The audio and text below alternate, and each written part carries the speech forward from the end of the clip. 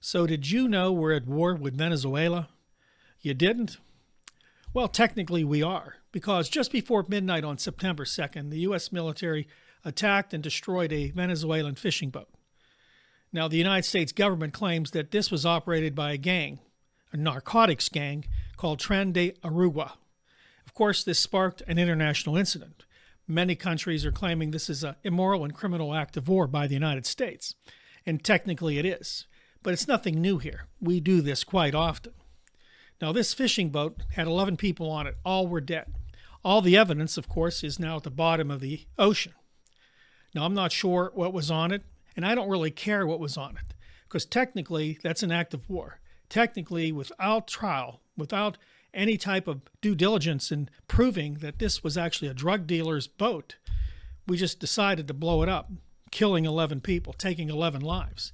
Again, nothing new for America. We drone people every day. But it's time we all, as Americans, draw the line here. Now, what did Venezuela say? Well, out of Caracas, Maduro said that these were just fishermen, 11 people whose lives were taken by the United States government. Here's the catch.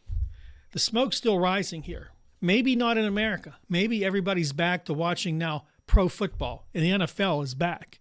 They're now still worried about their groceries and whether or not their city's next to be invaded by Donald Trump's stormtroopers. But this is a big deal internationally, and it could affect us right here in America. So this particular drone attack could rewrite the rules of every drone hovering over the Americas and making anyone or anything a legitimate target for the U.S. military. Is that what we want here? We want to now start interdicting people right here in America, droning them because we suspect they're drug dealers, droning a van or a fishing boat off the coast of Florida. This could be a big deal. Once again, it's a precedent set. It's a precedent we as Americans must fight. Now, of course, the Pentagon tells us that these were drug dealers. A reporter asked, so where are the drugs? The reply from the Pentagon was, they're just floating bales of footage. None tested. We don't know what was in those bales. Another reporter asked, why didn't you just board it? Here's the scary part of the answer here. We don't police traffickers. We eliminate them. In plain English, shoot first, ask questions later. Where is this going? Where is the land of the free, home of the brave, of law and order? Where is this country going? Where we just shoot first and ask questions later. You see, many Americans love this. They hate drug dealers. Well, of course. But first, we have to prove that's who they are. But there's other issues to that statement, which I'll get to in just a minute. So Caracas, and the Maduro government went online, went on TV, went on the radio, and told everybody in the world that next time this happens, there will be war, that they'll take up arms. Of course, they don't have much of an air force, which is how America handles most wars. They don't even have much of a navy. But there's a lot of things they can do. They can attack America in many other ways. They can do that, and we should worry about that. Unnecessarily have to worry about this. Once again, we escalated it to a point where retaliation can be very deadly for Americans. I digress there. So there's a chessboard here, the military chessboard. See, what has happened here? We're attacking Venezuela, basically, supposedly drug dealers. Now, this interdiction, is it really important in the big scheme of things? Does it really send a message to drug dealers? Why hasn't this worked since the 1970s, since 1971, when Richard Nixon started the war on drugs, which of course started much farther back. But he declared a war on drugs in 1971. Since then, what has happened? We played Miami Vice. We've interdicted. We've blown up buildings and farms. We've murdered people. We've droned people. We've used undercover police. We've done everything we could to stop the flow of drugs. But they're still coming in great numbers. So why hasn't it worked? Well, it didn't work for the same reason that blowing up this fishing boat won't work, won't stop anything either. The flow of drugs coming into America will continue as long as there is demand for drugs. Once we stop demand or slow demand down, the amount of drugs coming into America will slow down as well. So how is the rest of the members of the Caribbean handling this attack? Well, in Colombia, Petro wants proof, not explosions. Brazil's Lula calls for South American solutions. That's diplomatic speech for Yankee go home. Trinidad, an American puppet, said it was a great surgical strike. The Caribbean community is split here. The reason is that many people are pro-American and others are not pro-American. But the truth is that more and more people are becoming anti-American with every act of violence, every act of interdiction we do in this world. Much of the world looks upon us as a fading imperial power.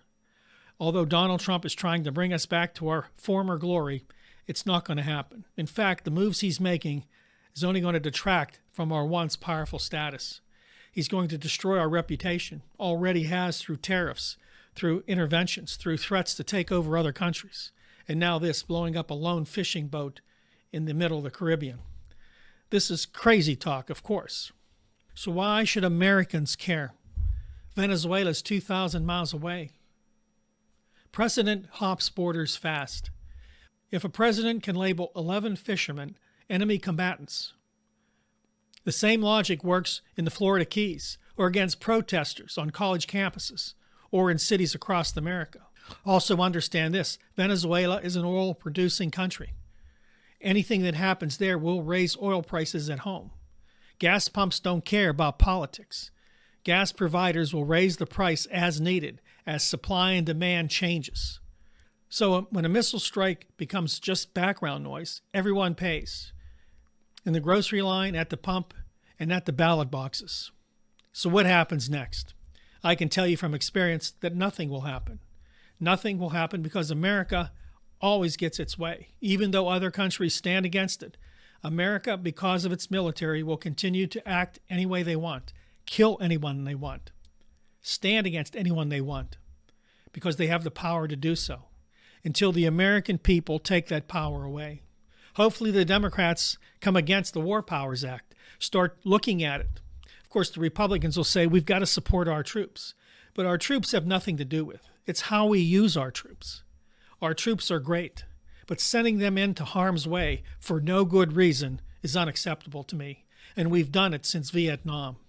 So many troops come back with post-traumatic stress syndrome, missing legs and arms. All this for what? What have we gained since then? Nothing. Meanwhile, while more drones lift off, more halls will explode, and more body counts will be disputed. The only off-ramp is proof that cartels are involved with these things. But that'll never happen. The military will never give proof that the people we killed are truly terrorists or truly drug cartel members or truly anything. We'll do it to make a point, whether they're guilty or not. And what happened to due process? Well, they're not American citizens, right? But isn't that what we represent and want the rest of the world to follow? Due process. Guilty after being proven guilty? Innocent until proven guilty? Isn't that what America's about? Or do we just use those phrases for people that are like us?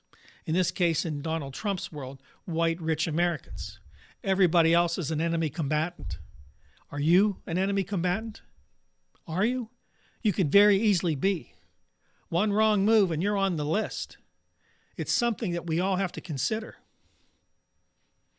By the way, if you like our content, please like, subscribe, and share our videos. Hit the bell icon, and that'll get you notified when I've released a new video. Also, I have a sister channel called Nights Around the Fire. There we investigate mysteries, legends, and myths. It's a great channel. I know you'll like it. There's a link in the description box for that. Check it out. Now let's get back to this video. So in conclusion, where do we go from here? Either way, 11 people are dead. Let that sink in.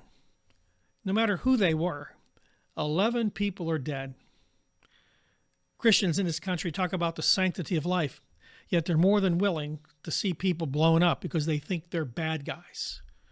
No due process. Well, maybe, yeah, these Venezuelans won't get due process because they don't live in the United States. But isn't that what we're about? Isn't that what America's about? To show the world the best way for law and order is through our Constitution, due process, the right to a trial, proof that you did something wrong. We're way past that now. In 1971, Richard Nixon declared a war on drugs. It never worked. We spent billions on this war.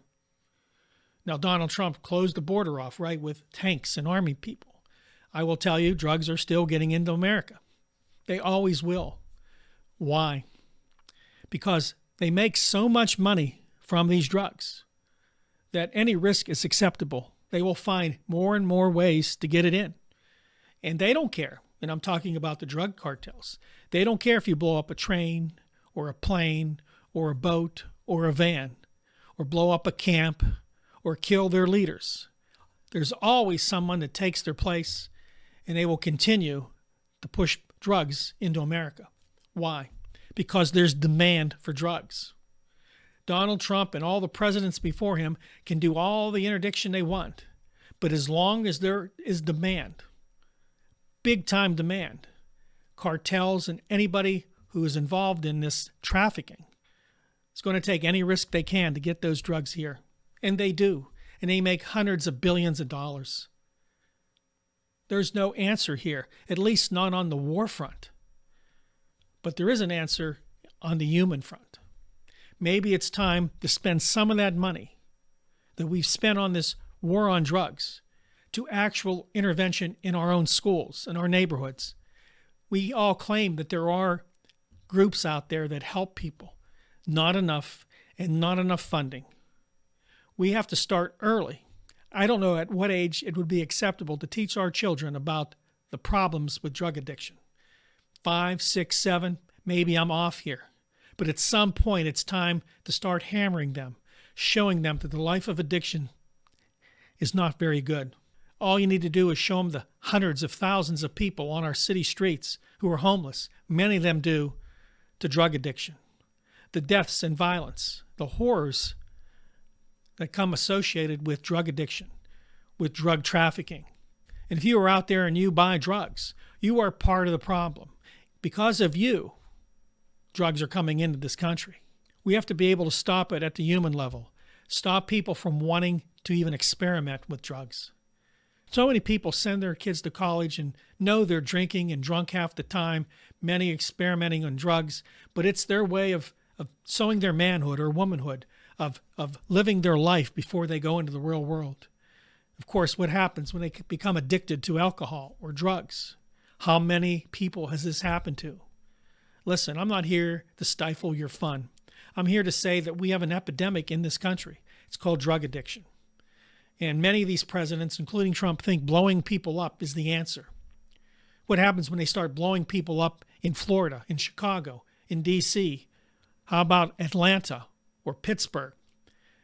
Military showing up to police the streets. Is that what you want? Is that how you think we can fix this problem? Because even then, drugs will continue to be used. Drugs will continue to be brought into this country. We have to stop it at the source, and the source is Americans. Stop using drugs. We have to spend any amount of money we can and have to make sure that there's organizations out there not just to help people who are on drugs, but to educate people to not get on drugs. And part of that has to be the government's responsibility as well. It has to be. Because we want to take responsibility as a government for blowing people up.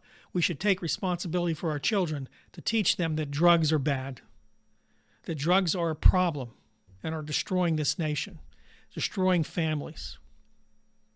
I may not be right here. I'm not an expert. And I know some people will disagree. Send me a comment. You don't understand. None of that will work. We can't do that. I wouldn't want that. All these things they'll say. But none of them have a positive thing to say. They just want to go blow people up and think that that'll stop it. Stop all the drugs from coming into this country. Good luck with that. It'll never happen. We have to be able to reach our children at the youngest age possible. Stop it there. Maybe in that next generation, we'll see that demand for drugs drop. We'll see violence drop. And the need for blowing people up or thinking we need to will end. This precedent is not good because Donald Trump will use it in every aspect of his law enforcement beliefs in this country. Violence will stop violence. Never has. Never will. So if you have a comment, please leave it in the comment section. I hope you have some good ideas, some ideas that will work. And I hope that we all understand that we need to do better. We need to do better for our children. That's all the time I have. God bless you. Don't forget to like, subscribe, and share our video. And don't forget to love your neighbor as yourself. And I'll see you next time right here on The David Tomsic Show.